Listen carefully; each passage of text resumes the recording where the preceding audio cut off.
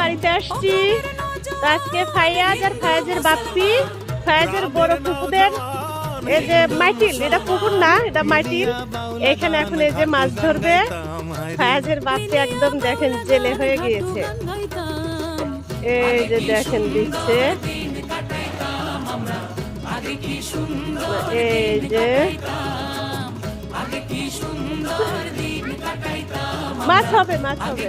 এই যে জাল উঠাচ্ছে এখন, দেখা যাক কি আছে আমাদের ভাগ্যে। মনে হচ্ছে মাছ আছে। এই যে মাশাআল্লাহ অনেকগুলো পুঁটি মাছ, একদম টাটকা কই মাছ। এই যে আরেকটা খেয়াল দিচ্ছে।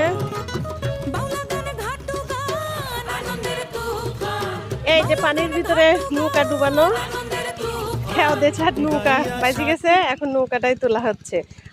আমাদের এই গ্রামে হচ্ছে মানে সবসময় পানি, 3 মাস হচ্ছে পানি হয়, মানে বর্ষা। এজন্য সবার বাড়িতেই নৌকা একটা করে।